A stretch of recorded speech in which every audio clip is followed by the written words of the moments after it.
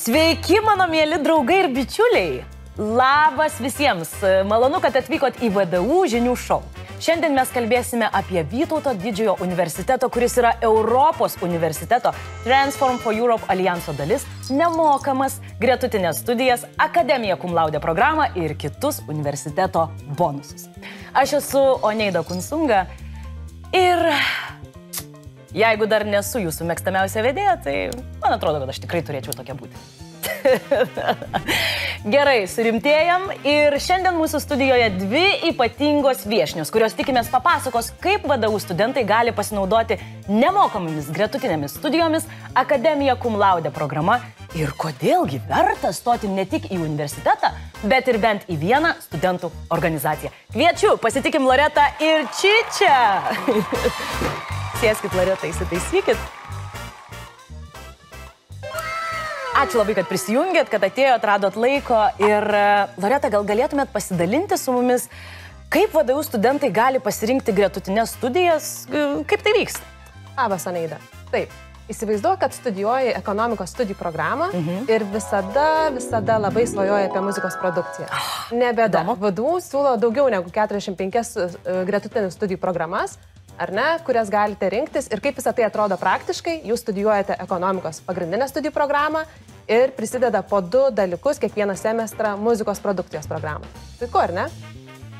Klausykit, mane pritrenkė tiesiog. Aš negaliu patikėti, tai čia kaip 2 viename, tik be jokių reklamos triukų, ar ne?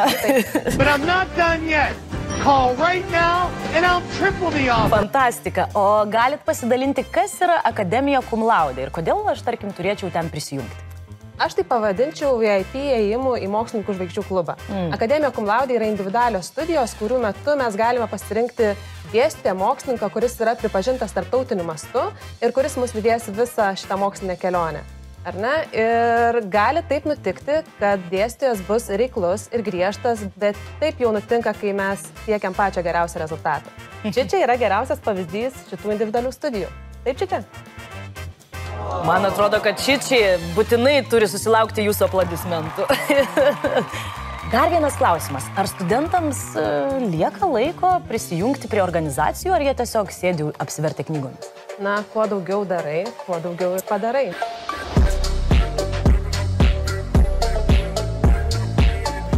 Tas tiesa, negali ginčytis. Studentų organizacijos yra puikia galimybė ugdyti savo asmenybę, tobulinti savo kompetencijas ir visas įgytas žinias pritaikyti praktiškai. Realus organizacijos gyvenimas, kurio metu tau reikia gauti finansavimą, suburti komandą, kurti strategiją, ją įgyvendinti, vertinti veiklos rezultatus. Ir smagu tai, kad mes turim apie 30 studentų organizacijų, prie kurių galima prisijungti, tai tokių kaip Akademinis politologų klubas, Ekonomikus, ELSA, Modusas, Haši ir daug kitų. Bet svarbiausia, kad jeigu nerasite savo patinkančios organizacijos, visada ją galite sukurti patys. Klausykit, tai lyg Shark Tank serialas verslo pasaulyje, tik be ryklių. Ačiū Jums labai, Loreta, ačiū Čičia, kad šį vakarą buvot su mumis. Dėkoju, kad pasidalinot savo įspūdžiais. Tai tikrai turėtų įkvėpti žiūrovus pagalvoti apie VDU siūlomas nemokamas gretutinės studijas ir Akademija cum laude programą. Ir žinoma, ne tik. Ir tai yra mūsų VDU vėlyvo vakaro laidos pabaiga. Ačiū, kad prisijungėt prie mūsų šiandien. Ir nepraleiskit atskiro video apie tai, kad VDU yra Europos universitetų alijanso Transform for Europe dalis, o tai suteikia dar daugiau galimybių studentams. Tad linkiu Jums sėkmės ir gero vakaro. Iki.